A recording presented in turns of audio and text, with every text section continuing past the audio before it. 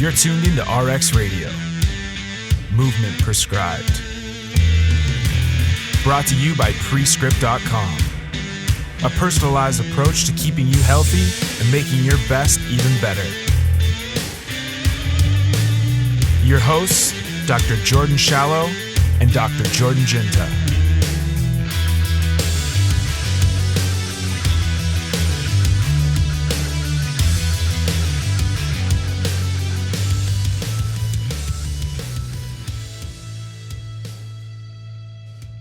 I'm Jordan Shallow. I'm a chiropractor, strength and conditioning coach, competitive powerlifter, podcaster person, live on the internet now. I went to chiropractic college in California, was a chiropractor at Apple's world headquarters in Cupertino, transitioned into the strength and conditioning coach role for the rugby team at Stanford University.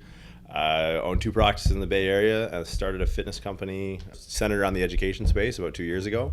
And for the last 18 months, 20 months, I've been on the road teaching applied biomechanics, injury risk management, sports performance, just sort of all over. So that's been it. Every weekend, a different city for the past, about 2 years. Hit the road August, what would have been 2018. I've known of you for a little while now. I've known in person now a couple days here. And the one thing I can tell, and I've always been able to tell, is that you're a continuous learner. Yeah? Yeah. You study. Have to.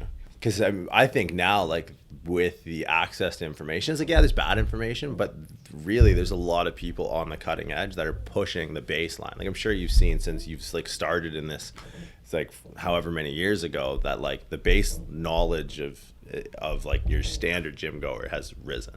Right, so if you're going to be an educator in the space, you need to be continuously upping your game, because the availability to better information, albeit harder to find, is there. So to be on the leading edge, you really need to be a forever student in this stuff. I agree with you.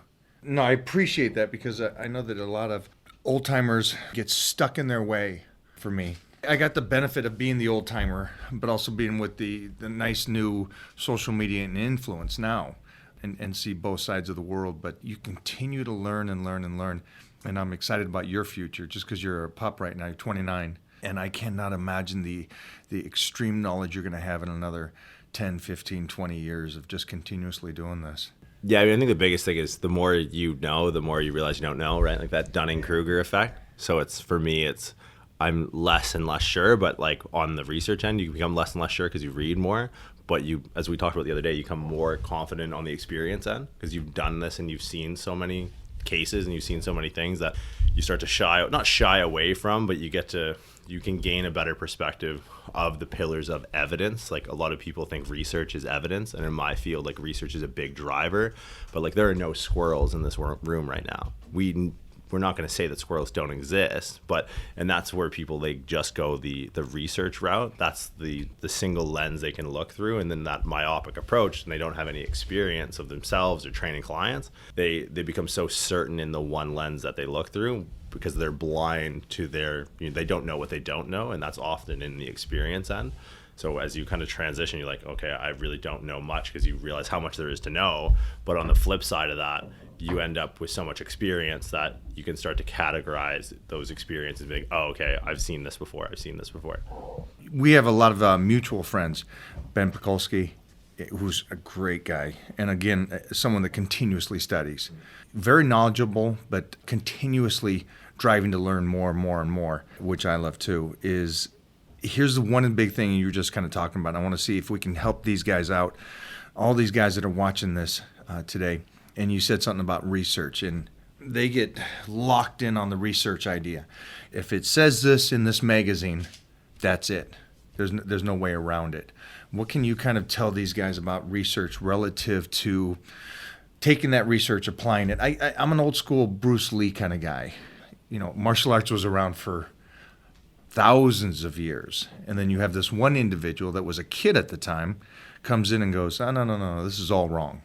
Let me show you a different approach. And then he combines everything and makes MMA. It's been, again, thousands of years. So how did this one individual come in and say, no, the whole history is wrong? In a sense, let me show you a different style. How can you tell these guys that read this article, squatting is bad for your body? Okay, now I just read it. No, that's true then. Because I read it in a magazine, it has to be true that squatting is bad. So I'm going to skip that. When squatting is like, for me, there's things that have kept me together. And squats is one of the exercises that have kept me healthy for my career.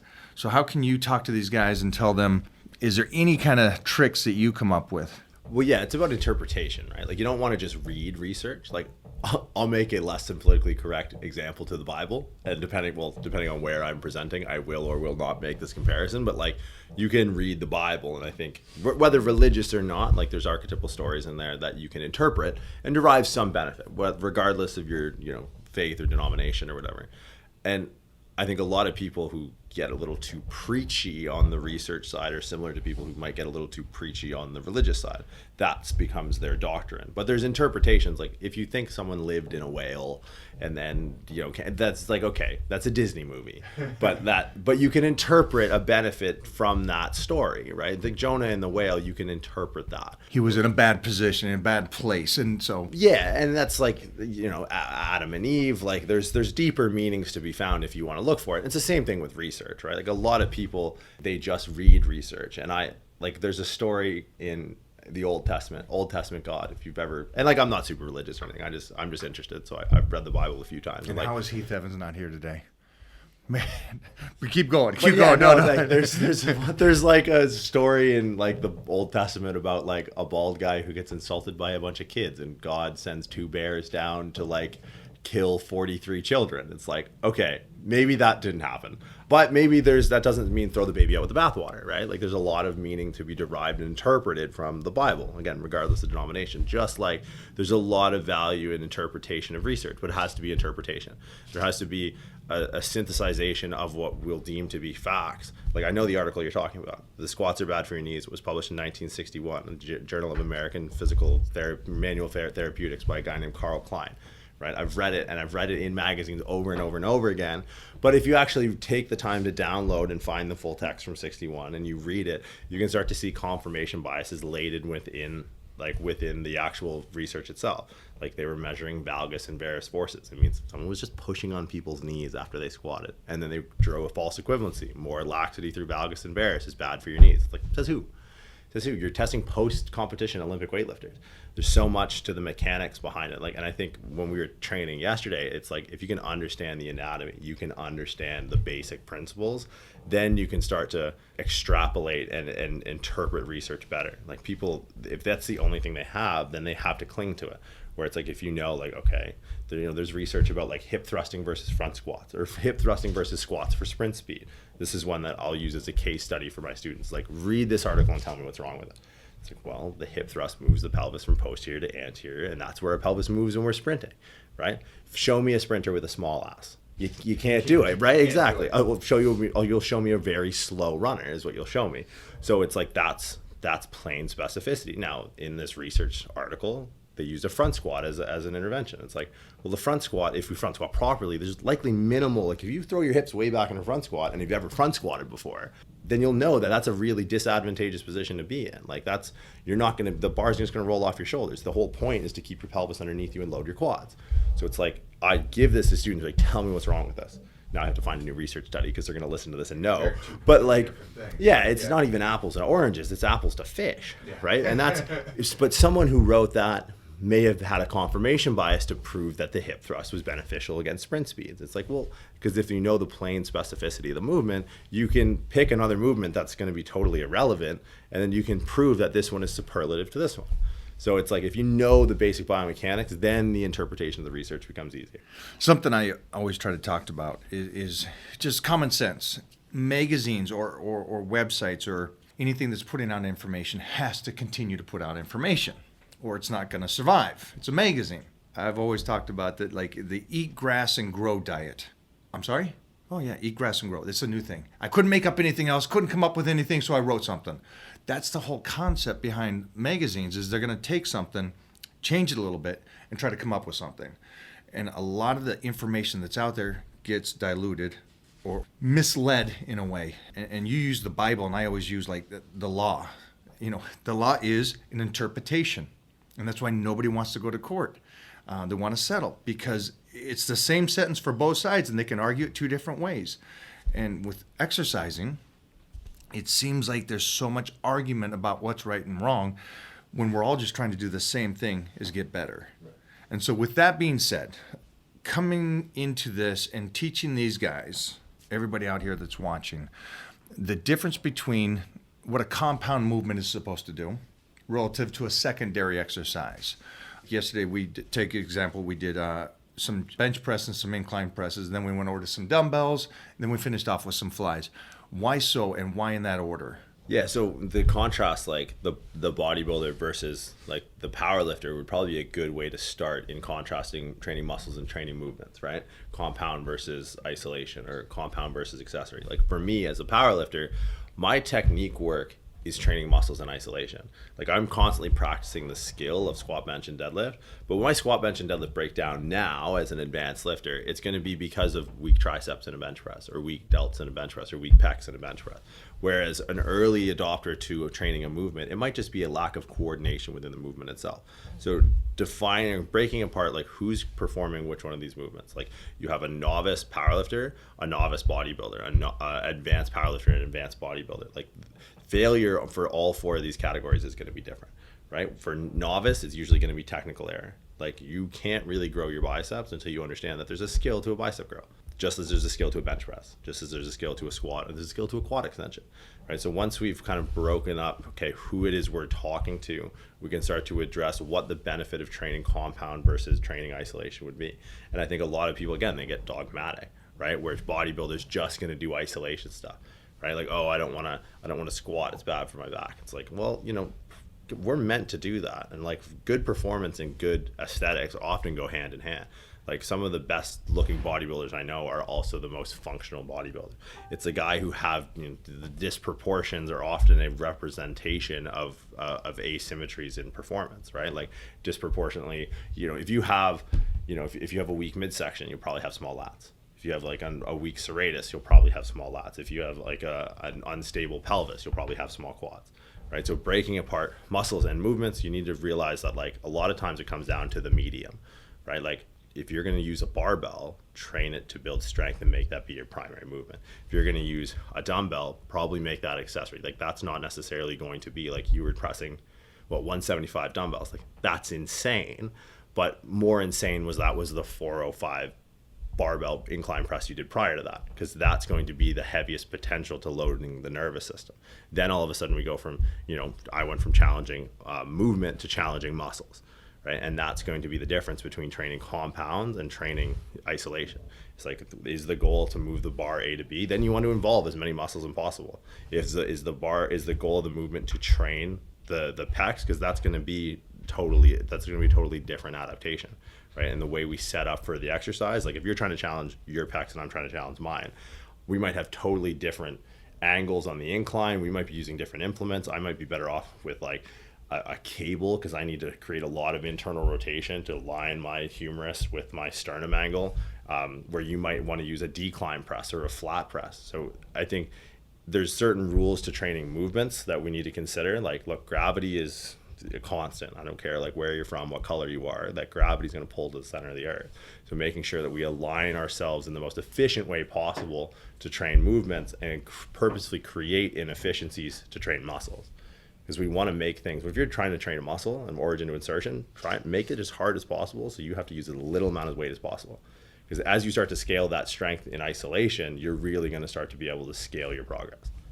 For anybody that's beginning, recommendation, let's say hypothetically let's go with the 18-year-old kid. He's going to go in the gym for the first time. He wants to be a bodybuilder, so he wants to have that shape. Does he have to train heavy? Does he have to do the compound movements? What is your take? No, I don't think so. Honestly, we train at Gold's. Like, to be a bodybuilder, necessarily, do you need to squat, bench, and deadlift? When's the last time, you've worked there for a while, when's the last time Dex squatted? I've never seen it. Dex squat, it's been decades since I've seen him squat. Right. So but then to draw a comparison, he's 6 years younger than Ronnie? Yeah. Right? And he's probably 8 less back surgeries than Ronnie. Ronnie's a legend for the things that he's done, and I don't think anyone will ever have that sort of lore around them. But he was also taking an 800-pound double in a single ply suit 12 days out from the Olympia. Yeah. So it's like, you can be an incredible bodybuilder without this. I think in order to be able to squat and squat heavy long term, it is going to be an expression of good function. Like, if something goes wrong, it's going to go wrong in a squat. Like, if your knees are going to hurt, they're going to hurt on a squat before a leg extension. They're going to hurt on a squat before a hamstring curl. So if you're using these movements, this can be a light on the dashboard for you as a bodybuilder that you need to maybe assess your function of your hips, pelvis, shoulder, spine, whatever. But if you want to skate and just challenge muscles, you can absolutely do that. But you're putting yourself in a very, very small box. All of a sudden, what could have been, my knee kind of hurts on a squat is, where are you going to go when your knee hurts on a quad extension? How are you going to train your quads? Right? It's going to hurt on a hack squat. It's going to hurt on a leg press. It's going to hurt on a walking lunge. You're done. You're backed yourself into a corner. So I think it's an incredible tool for bodybuilders to use, because it gives you real-time information of what's coming down the track. Like, knee pain is going to start on a squat, and then you pull the squat away. It's like, okay, well, maybe fix whatever's wrong with your hips or ankles that's causing that knee pain, rather than just going, oh, okay, I'm not going to do that anymore. Now, I didn't set you up to go in this direction, but I'm going to keep going this way because of the fact that you came in and started being a strength coach up at Stanford for the rugby team. Is that correct? Right. So you're working with athletes first, in a sense, for that portion. And one of my beliefs is that I was an athlete first, and I powerlifted and I bodybuilded and I did martial arts. But I was always an athlete in my mind first, and that was the most important thing to me. And so when it came to powerlifting, it was the proper form, the explosion. When it came to the bodybuilding, it was, okay, now let's stimulate the muscle. But during both of them, what's my range of motion?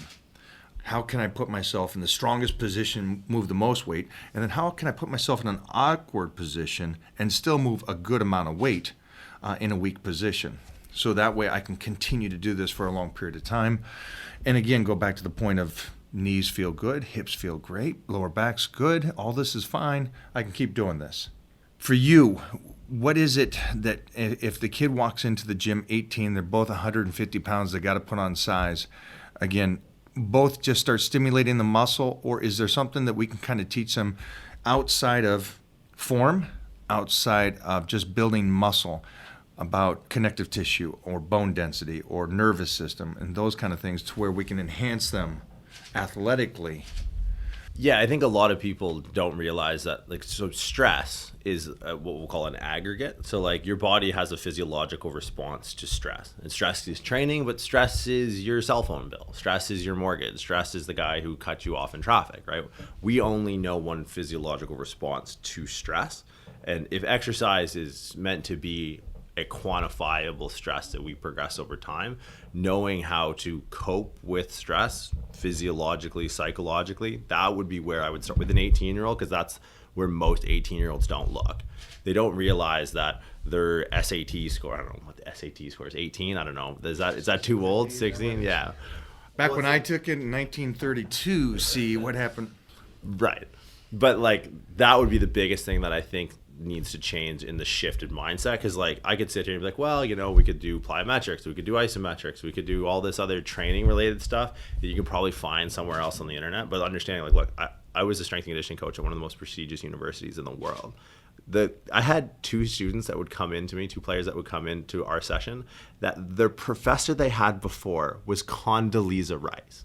If you're in with politics, that's a pretty big name. Even if you're not into politics, you know the name. Yeah, and it's I'm sitting there, a 25-year-old meathead in a weight room. It's I got to be able to bring it. But I also need to understand that I couldn't imagine being 18 in a position where, look, these people are not going to pay their bills playing rugby, right? They're going to be the CEOs of Forbes 500 country, or they're going to be Secretary of State, or they're going to be president or whatever. So it's understanding the stress.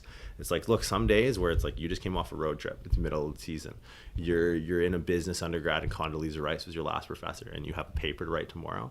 That hang clean that we were going to do with a barbell is now box jumps, right? Being able to drive the same intention of the exercise, here's explosive power, but here's minimal skill and less stress, because you're already peaking in your stress, right? So that would be the biggest thing that I would, a frame shift in mindset around training to indoctrinate into kids that age. That will see you further along in your career than going, oh yeah, no, do squat, bench, deadlift, and then do your accessory movement. I love that. You took something that again, the majority of society is the gym is about muscles and getting stronger and making this body where you go, well, okay, but it could also be used to enhance your entire package, the mind. And that's a huge thing. And I hope you guys and everybody at home gets that, because the concept that you just gave is going to enhance them more than any workout, in a sense, body-wise, than anything. Yeah, just that mind change. It's about what you can recover from, right? And like with stress being an aggregate, it's like if they're so far down like the stress response adaptation curve, like they're so just, they're right in the middle of midterms, and Condoleezza Rice called them out in class, and they got to pay their crazy expensive tuition, and we're playing Cal next week, and we're gonna get the brakes beat off us by these bunch of Polynesian kids. It's like there's no point. Right? There's no point in introducing a stimulus they can't recover from. And that's not to say don't train hard. No. Right? It's just to understand that, look, if you're really focused on your goal, like this hashtag no days off crew or whatever, it's like if you were really focused on the outcome, like if the outcome is to, train every day, then train every day. Sure. But if the outcome is to I look at training as like, and coaching people for whatever their goals are. It's like, look, the sport is life. And you're a strength and conditioning coach for life, where it's like for a rugby team, we have a very desired outcome. It's like you want to decrease likelihood of injury, improve performance on the field, and hopefully that transfers over to the skill and you can win games and win a championship, right? But for most people who don't have that, it's like, how can we start to implement strategies to use training as an adjunct to your life, which a lot of people might miss the boat on. It's like, look, if you need to scratch that itch and train every day, rock on. But if you think that is going to transfer over across the aisle to improving your physique to the best that you can, you're dead wrong. Well put. I hope you guys understand that. Let me back it down just a little bit for layman's terms, in the sense of going to the gym, you're stressed out, but on your program it says that you have to do your squats followed by your deadlifts, and you are beat down emotionally. But by you just going to the gym and just getting the workout in and changing it, maybe not such to the extreme of a squat and a deadlift, but something that you're in there and you're still doing that battle, that emotional battle of being that beast that you want to be, instead of going home and calling it quits. That is somewhat a metaphor of what we're talking about, is that be okay changing it, be okay knowing that the step forward in the gym is going to help you mentally. If you don't understand the principles of those two, like let's go with those two exercises. It's like, what do we have? A squatting pattern and a hinge. It's like, all right, maybe you want to keep the weight off. You had a long day. I mean, we drove 9 hours, took the PCH. It's like, what was going to be a back squat is now a hack squat.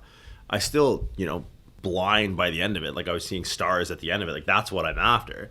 But that would have, on a barbell, I would have crippled myself.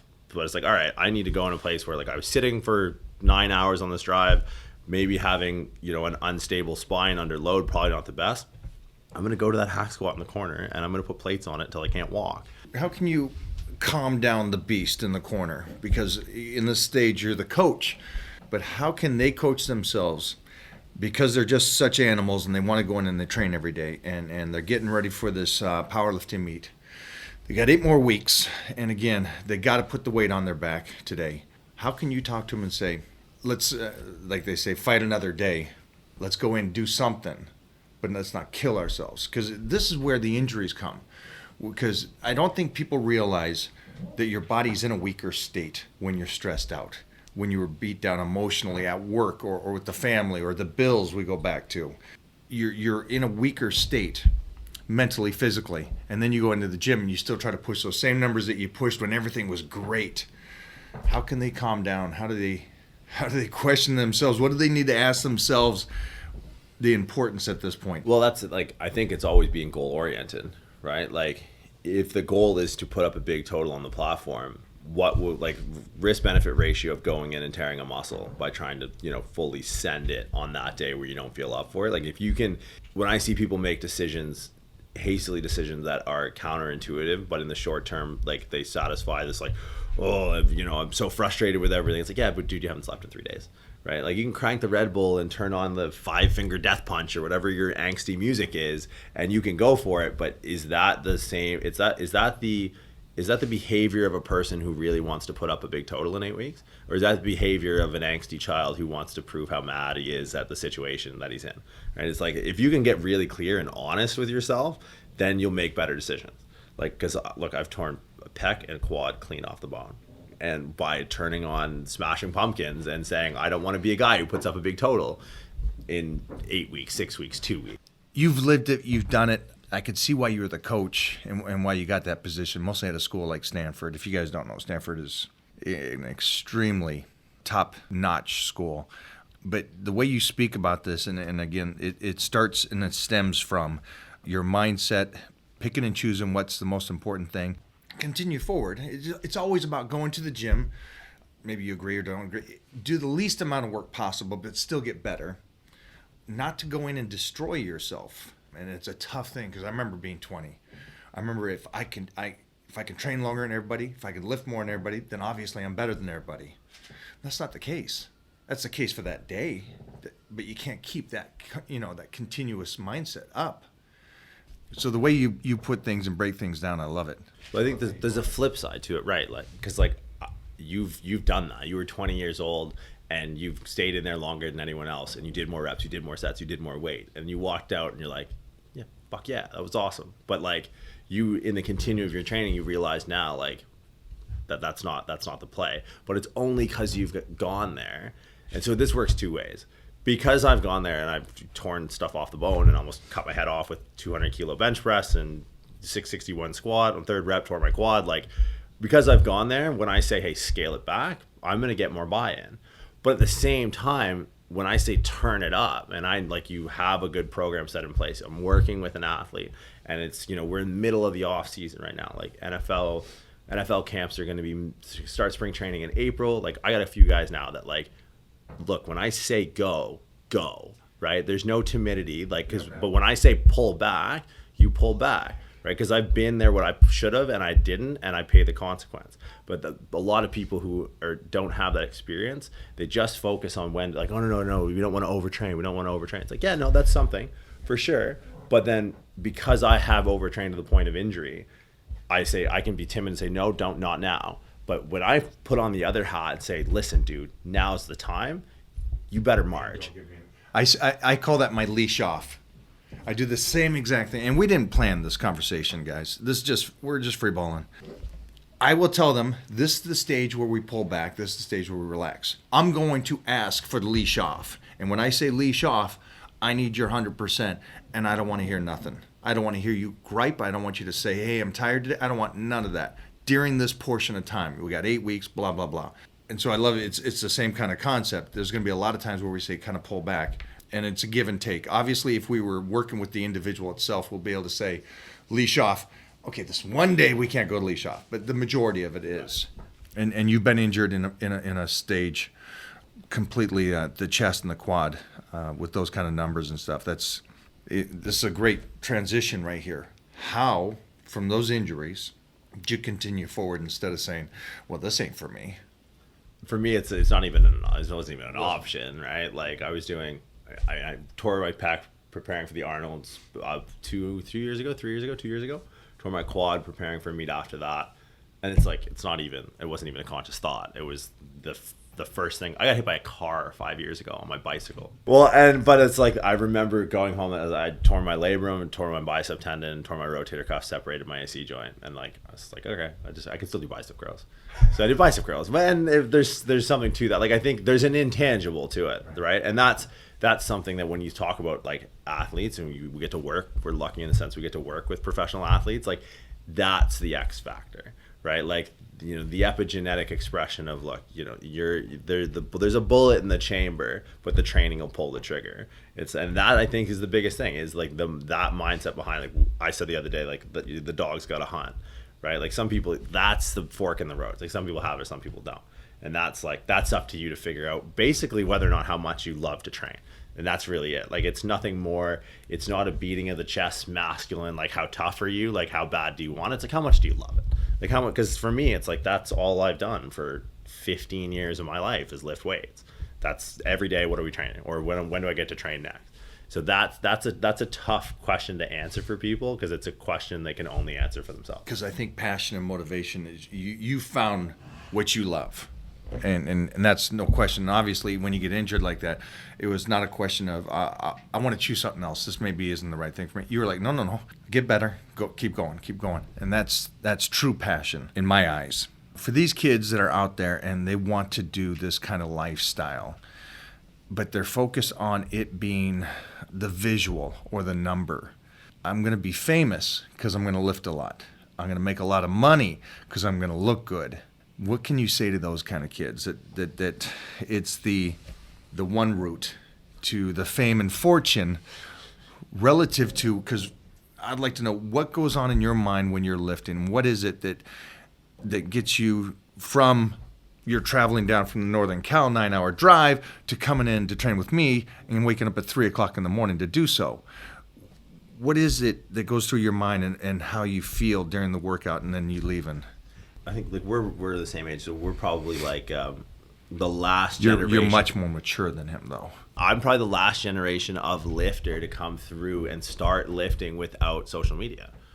Like, I started training when I was 15. I was like, maybe MySpace was a thing. For me, it was like, you just did it because there was no ancillary benefit. And you've seen the full evolution of this from like, like into magazines and the popularity of lifting over, into popular culture over the last 20, 30 years, right? Like, that's why I can't relate in a sense, because I'm too removed from this culture, the 20-year-olds, because I grew up in a time where it was magazines.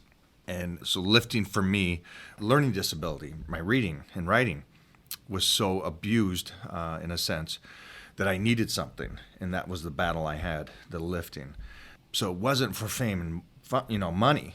It just happened to come because I loved it so much. And it gave me such an outlet. And so I try to tell kids today, if you're doing this for fame or you're doing this because the money's going to come and all that kind of stuff, you're not going to be able to maintain, because it's hard to maintain. right. You're not going to maintain this because it's going to get hard and there's going to be bad days. And if you're chasing money and fame, that's a dead end. Yeah. That only comes if you're good at it, or if that true passion or people connect to you.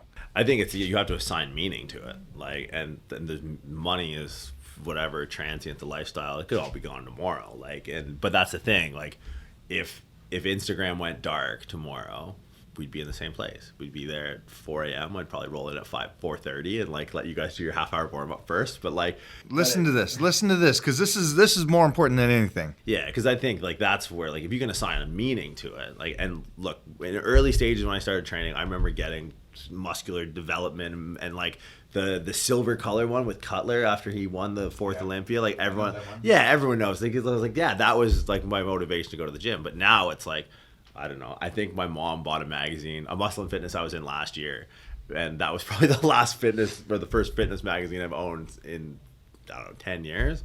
So it's like the books now that keep me going aren't magazines. It's like I'll read on philosophy or history or things like that. And it's like, if that is, I think people need, and we talk about this a lot, like people need like a struggle. Right, we live comfortable lives. Like, my Airbnb in Australia didn't have air conditioning. I was like, it's 40 degrees. Everyone like, what am I doing? Like, all right, we're just gonna go check into a hotel. Like, but it's not like it's a bad thing that we live comfortable lives. But it's like you need to seek out some level of discomfort to make change, and that's not like a metaphysical thing. That's literally physiological gene expression. Like, you are not what you can become until you put your body under stress, right? And for the longest time before Airbnb and air conditioning, like, stress was physical. That was the only stress. That's where your physiological response is the same, right? So when I was sitting there going like, oh, Airbnb better give me a refund. This is bullshit.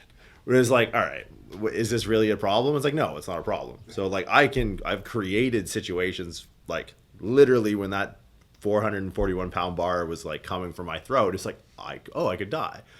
I didn't care about Airbnb refund at that point. So I think if you can assign or find a meaning, maybe assign is the wrong way to put it, but find a meaning in training. Everyone I kind of surround myself with now who does this for a living, those are all the people that when the cameras go dark and the YouTube algorithm changes, we're still going to do the same thing. Because there's a meaning in it past, this is all cool, like I'm looking around and hey, look, that's you. Like, oh, I have that magazine at home. But like, you'd still be doing the same thing if it wasn't for that, right?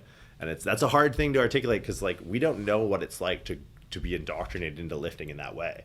Like we had to go find it. I remember Elite FTS blogs when they first came out. Like I remember Teen Nation, like who is this crazy French Canadian guy that I have to keep like listening to his voice when like they could embed YouTube videos for the first time, and YouTube was more than just cats playing piano and shit. So it's like there was like you had to really go looking for good information. Now it's like I almost am empathetic and I'm almost sad for people who come up now because it's like you'll never have that. You'll never have like that niche cultural experience of being the meathead because everyone's in on it. Yeah, it's tough. Like, and I don't want to sit there and demonize people because like, look, they're into lifting. That's sweet, but like, how into lifting are you? Right? It's almost easier for us to be more passionate about it because that was exclusion criteria that was set forth us from the beginning because it was harder to access. You're kind about that because it is true. I started lifting at 4 a.m. at 9 years old because it was the paper route. Get back to the house, I would do the workout, and then I'd go to school. And it's something I just stayed with for 42 years. And I'll train at 4 a.m, and it's not because, well, now it's definitely became that because I was doing TV shows like Gladiators and stuff, and you're not going to get time to train. And I just live a crazy workday life to where I start work at 6:30 and I go until 8 o'clock. So the only time I can train is 4 to 6. And it's also my time to meditate. Like Ben was getting up and in the middle of the hotel room meditating. That's my meditation. I love it. And so to think about growing up now in today's day and age where social media can make you money, it can make you a huge celebrity, and to get sucked into training or having that good ab 24/7, it is pretty, I don't know how to say this, but you get sucked into it. Now you're like, oh, I can make a living because I'm a good-looking girl.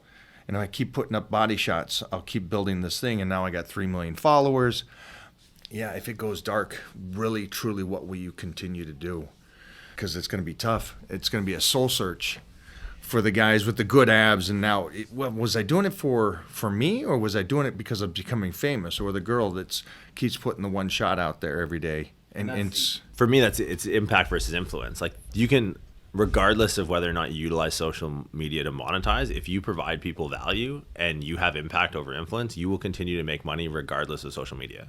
Like, and I think that's the biggest thing. Like, how much value can you provide someone?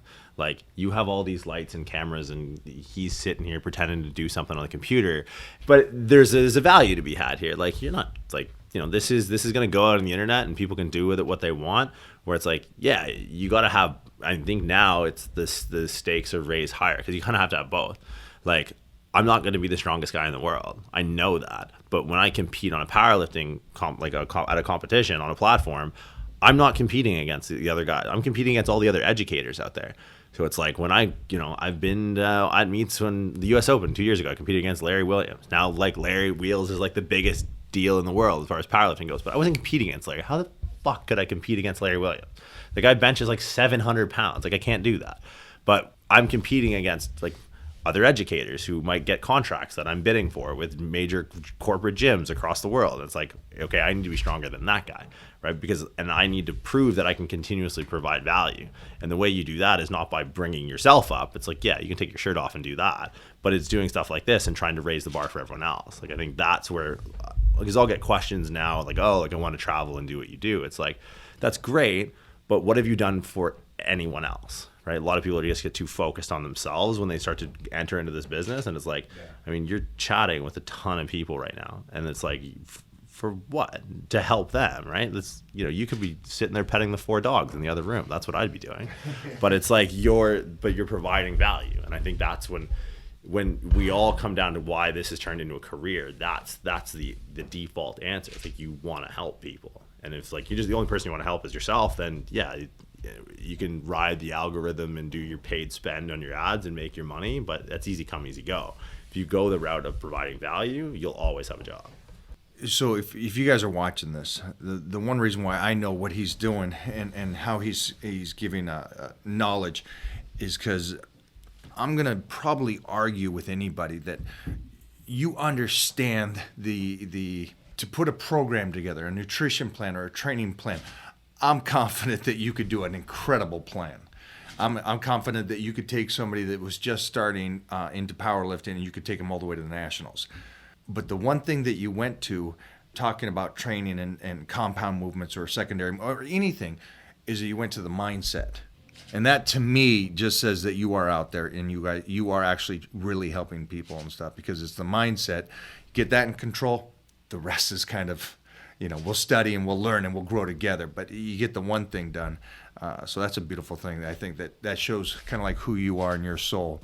So I can appreciate that. Well, what was the text message you sent me? I'm going to literally read this right now and read. What did you send me? Like, because I know you have a history of training early in the morning. So I was like, hey, Mike, Jordan Shallow, blah, blah, blah. Wednesday morning. I said 3 a.m., 4 a.m., you name a time. 4 a.m., love that you already know. No time for sleep. We have a world to take over. I was like, who sends that? Like, we're lifting weights at an ungodly time in the morning. Who sends that other than an unwell person? But that's the exact kind of like mindset that all of my friends who do what we do have. Right? Like, that's going to be it. Because someone would look at that and be like, this guy's fucked. I'll see you at 10. And I'll be like, all right, alarm set for 3:30. And I slept for 45 minutes because I was too excited. Right? And I think that's an intangible piece that's hard to teach. I'd like to talk about is that I understand that steak is really bad for you and carbohydrates should be eliminated for consumption. What's the truth on that? See, that's the thing. Like, I don't understand. Okay, here's the truth. The truth is, it's not about nutrition. Oh. It's not. Go. It's about an identity. That's all it is. Like, people aren't Democratic or Republican because of the way they think. They're no, but it's true. Like, these are diet identities. Like, I'm carnivore, I'm keto. It's like, great. So you can go to Austin, Texas and eat with your paleo friends at that one conference. Or like, I literally saw someone, there was paleo awards this year. I've never even heard somebody put that as an analogy in a sense. And sitting here, you're right. And I just watched a Joe Rogan stand-up talking about vegans. And again, I love all of you, so don't worry about that. But Joe Rogan was really funny, man. You got to go see it. But he was talking about how it was so funny because he's sitting there talking to somebody for 2 minutes, and he's like, "Well, I'm a vegan." Oh, okay. I just met you. Yeah. But it really is starting to come to an identity. Have you ever talked to someone from Harvard? I'm sure you have. Yeah. You know how you know? Because in the first minute, they're going to tell you, right? It's the same thing. But like, there's an elite, there's a group think, because now all of a sudden all of your decisions are made for you on behalf of the group identity. Because it's hard to be an individual. It's hard to have discern your thought processes on different topics, especially nutrition. So people just go, I'm going to buy into this camp. I'm going to be indoctrinated by, carnivore was really big, and then keto and paleo. It's like, I don't even know if I know the difference. This is the same thing I do with training. Like, my background is not, in nutrition. I can, I have a biochemistry background and I can understand a little bit about it, but like, at the end of the day, it's like, if you don't understand the base level principles, just like training, you're just sort of doing this plug and play. Like, I would use the comparison of like, if anyone out there knows how to build a website, like code a website, like go in with like Python or Ruby Red or C++ or HTML, like write the base level code. That is a website designer. That is an engineer. Right? That should be the goal in writing a program or writing a diet, to be an engineer, to understand how to write the code. Right? Where it's like, I go on Squarespace to like design my website and I drag a photo from like one thing and it's like, oh, like, yay, I'm a designer, right? But it's like, no, you're not. You're not an engineer. You're a monkey with two symbols. Like, that's what you are. And in the same comparison, like, you are not an engineer unless you know the base level code. And like, to use a music example, like, there's a lot of noise around dieting, right? There's a lot of noise around training, but you have, like, if you wrote a diet, that would be music, because you're a conductor, because you understand that, look, woodwind does this and brass does this and percussion does this, and putting that together will sound like this. Hey, guess what? Fats do this, protein does this, carbohydrates do this, and if you put this together, you're going to get this sort of resonant, harmonious output that would be music, where like these diets are just noise. And then you realize, digging deeper into the mindset of someone who would adopt, I am a vegan. Like, what does that mean? I am not eating meat. That is who you are. You are not eating meat. That doesn't make any sense. Or I am paleo, or I am this. It's like, you're telling me you are identified as who you are as a person on this earth by what you do or do not consume. And like, that's absurd to me, but that's a red herring. It's not about the diet. It's about the psychological association with a group identity. That's all it is. To me, it's that's as clear as day. Like I remember the kids who used to eat lunch under the stairs and listen to Lamb of God and put mascara on. It's the same thing. You might as well be vegans or carnivores. I was going through a phase. Yeah. Hey, man. Sample. I'm just saying. You don't knock until you try. But it's like that's all it is to me. Like there's base level principles. Like it's not about believing in anything, right? And that's where when I teach, it's like what I teach is it's not a system. It's a system's way of thinking. It's like you can believe it or not believe it all you want. Its existence is going to continue regardless of what you believe in, right? And it's the same with nutrition. It's just like here's protein, carbs, fats. Here's micro, macro nutrition. Here's net caloric. Here's intake. Here's deficit. Go, right? And that for me, again, not classically trained as a nutritionist, but just in thinking laterally from what I see in training and trends and indoctrination and training and identities around training. Oh, I'm a HIIT guy, or I'm a German volume guy, or I'm a Poliquin guy, or I'm a Paul Chek guy. It's like, Poliquin, you're training for 45 minutes. Paul Chek, you're painting a picture between sets. It's like, what the hell's going on here, guys? Like, it's reps and sets and tempo and length tension relationships. Like, these are the base level principles. And it seems like, not to say anything bad about Paul Chek or Charles Poliquin, like they're both very influential, and especially in my world. But like when I see people adopt their principles, they're just dragging and dropping. Just like me on the website being a software engineer, just like me with two symbols making noise. So there's no engineering, there's no conducting, there's no resonance, there's no thought process, and it shows. Incredible way to put it, and I love how you put that. I'm not going to add to it because, again, my people know how I feel. If you want to do a diet, do a diet. If it works for you, great. If it doesn't, change it. Continue forward. Try different things. Again, I go back to the fact that for me, carbohydrates is a great thing, and it really teaches my body, am I training too hard or not training hard enough for me, and or dieting too long or not dieting long enough. But the way you put it to break down that it's become an identity is, it goes back to the days of when I first started lifting. It was very much, I'm a power lifter or a bodybuilder.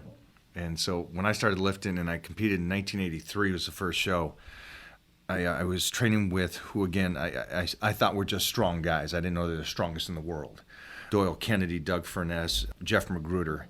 And so these guys were like, no, we got to focus on the strength. You're a power lifter. Remember that. And I'm like, yeah, but you don't look that good.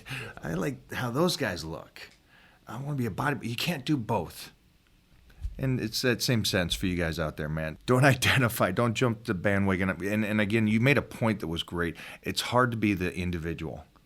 It's always better to be part of a crew, part of a team. And I guess that's kind of one of those things where if you're a vegan or you're a carnivore diet, then you belong to something. And it makes you relatable in a sense. But for me, I love it all. I love everything you stand for and what you're doing, man. And you guys are in town for a couple more days, yeah? We just found out, I don't know when this is going to hit, but we just found out, I guess all of us found out yesterday, that the Arnold Expo is not going to happen. The show itself, competitors, I don't know if the amateurs are competing. I know the strongman and the pro show is happening. Yeah. Is the amateur still happening? I think so. RX put it up. I think Palumbo put it up yesterday. That amateur's still happening as well. I'm glad for them. Yeah. I'm glad that they're still being able to do that. With this whole virus thing, what's your take on this right now? Oh, Donald Trump came up with that. 100%. The coronavirus. I'm imagining a golden toilet on a golf course in Florida. He's looking at a Mexican beer because, of course, it would be a Mexican beer, and he just goes, "I got it." Yeah, no more trade embargoes with China. No need for that talk. Trade embargo is taken care of. We're just going to introduce. I've never the death rate is so low. The relative percent. It's very it is seemingly insidious in the way that it transfers, but its mortality rates are quite low. So I'm just going to throw an Alex Jones conspiracy theory that Trump made the whole thing up. Just because how beautiful a metaphor would the coronavirus be?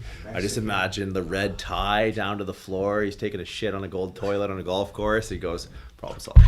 That's my 2 cents on it. Trump rocked it out. What's next?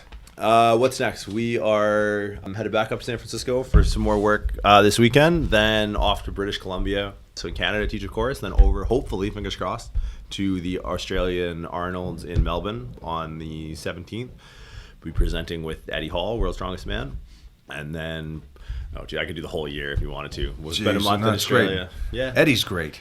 I've never met him. It's my first time. I've chatted with him a few times, and he's got a sixth sense of humor like me. So he's an Englishman, right? Yeah. Yeah, so you guys will have some fun. That's it, man. Thanks for hanging, guys. And again, man, anytime we do this, guys, This is your time to talk to somebody that's an expert at the biz. Ask those questions.